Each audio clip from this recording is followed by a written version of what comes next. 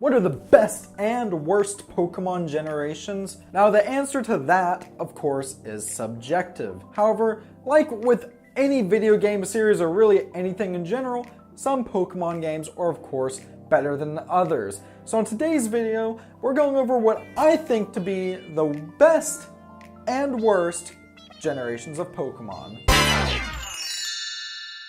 Welcome to Stuff We Play, your source for everything weird and retro. If that sounds cool to you, why not subscribe? Now, on today's video, we're talking about Pokemon, which depending how far back you go, is kind of retro. But more importantly, we're talking about what the best and worst Pokemon generations are. And to begin with, because I want to end on a high note, let's get started with what I believe to be the worst generation of Pokemon, which I guess means I should call this the worst and best generations of Pokemon. The worst generation of Pokemon is Generation 6. Now let's pick this apart and go through Generation 6 games, which of course are Pokemon X and Y, and then the remakes of Pokemon Ruby and Sapphire, Pokemon Omega Ruby and Alpha Sapphire, and a little method that in the business world is called a sandwich. Now what's a sandwich? It's where you start with the good, put a bunch of bad in the middle, but then also end with some good. So what's the good about Gen 6? X and Y were the first mainline 3D Pokemon games. They had a lot of cool stuff. Character customization, Mega Evolution, Wonder Trade. I feel like I should mention, while it's the worst of the Pokemon generations, there's still a lot of fun to be had here. However, with all that it introduced, there's a reason why I like to refer to this as the style over substance generation. I feel like it really has trouble standing on its own and relies a bit too much on nostalgia for my taste. First things first, let's take a look at Santaloon Forest. It's Viridian Forest. It doesn't feel like a throwback, it feels lazy. I feel like the story and pacing is really where X and Y slog. It felt like the entire plots of the games were, oh look, evolution. Every Pokemon game is a very linear experience. It's very point A to point B, with most exploration either being reserved for side missions or the post game. At the very least, in most other Pokemon games, you had the illusion that you're going on this grand adventure. But this game held your hand so much that it made you feel like you were just being pulled along for a ride rather than going on some sort of epic RPG quest. I feel part of this problem comes from your rivals. You have 5 of them in just this generation, which is strange. Now, I can understand wanting to try adding in more rivals and whatnot. I mean, Black and White did that with Bianca and Sharon, and I thought they were really cool characters. And these games, I don't even remember the rivals. The only one that I kind of remember is the fat one. That's just because he dances. In the early parts of the game, it feels like, hey, we're going on this adventure, we're going here, follow us. Okay, cool, now follow us here. And then you get to the Lumiose City. Such a cool place. But I feel like with the pacing there, what really broke it for me was the lack of attention to detail. Oh, there's a power outage. We can't let you cross through into this area, they say as you see NPCs walking into said area every few seconds. Now, along with the rivals not being fleshed out, you have Team Flare, which is by far the most underwhelming evil team, because they want the world to just be more beautiful. I thought Team Galactic was crazy, but at least they were trying some sci-fi type crap. What makes you evil? I don't know, we're stylish. There's such a big gap between the first and second gym, and I remember first time I played this, I really thought, if the rest of these games is like this is going to be a massive adventure, probably like a 60-hour Pokemon adventure. And unfortunately, that wasn't the case. After, I wouldn't say like the second gym, but after the third gym for sure, you really go back in that basic Pokemon rhythm where, go to new town, fight gym, go through a route, do either some with your rivals or involving Team Flare or something, go fight another gym. Of course, I can't talk about Gen 6 without talking about the remakes of Pokemon Omega Ruby and Alpha Sapphire.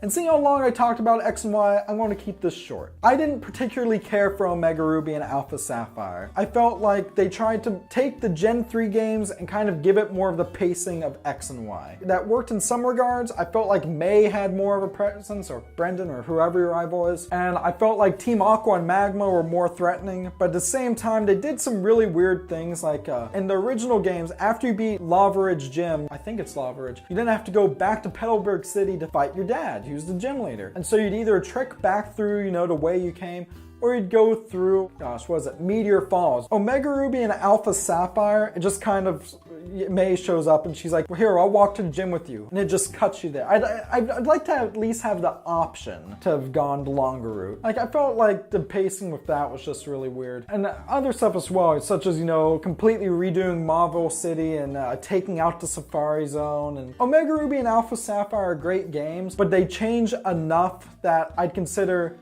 if you want to do a complete playthrough of the Pokemon series, don't consider them a straight up remake like Fire Red and Leaf Green where they're Red and Blue. Consider Gen 3 and the Gen 6 remakes two separate entities. So enough with the bad, let's go into the good and talk about what I think the best Pokemon generation is. I know most people's favorite Pokemon generations are either Generation 2 or whatever generation they played first. And Gen 2 is definitely my most nostalgic generation. However, shockingly enough, my favorite Pokemon generation is Gen 5. Generation 5 has two sets of games. You have Pokemon Black and White, and then the first time you really had direct sequels in the series, and those were Pokemon Black 2 and White 2. And let's start with Black and White. First things first, right off the bat, I love how these games look. Black and White really and truly look like something that could only be on the DS's. And what really highlights these for me are the bridges. Sky Arrow Bridge is such a visually impressive treat, and even looking at it now, for a DS game, it looks very impressive and definitely impressed me when the games first came out. Furthermore, adding to the visual flair, these are the only games in the entire Pokemon series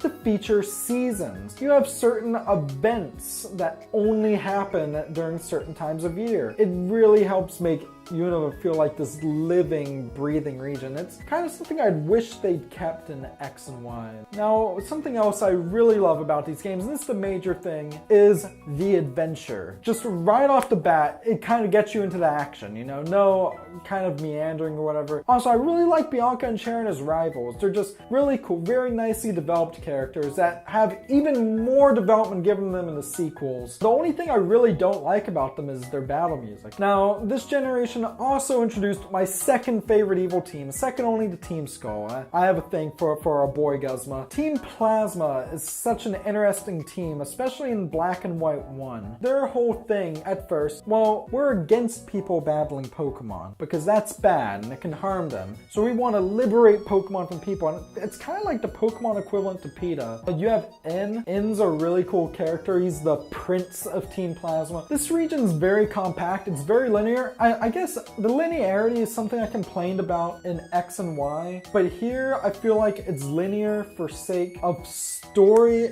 and not for sake of forcing your progression. Like, yes, some of it I feel like is forcing your progression. Like, I remember there's this one section where you want to go this one way and you have some people who are dancing for some reason. I don't know why they're dancing. I don't know. Something else that's really cool is I felt like there's actually some incentive here to get the secondary version, because some areas in Black and White change depending on the version. Now, there are a few things I didn't like. First things first, and these are very minor gripes. For the most part in Black and White 1, you don't need to use any HMs at all, except for one. You still need to teach a Pokemon cut. You need to use it in one specific location. That's annoying. Furthermore, as cool as having season-based events are and whatnot, I do kind of wish they'd done more with that. Well, alright, they did a lot with the seasons, but I wish they'd done more.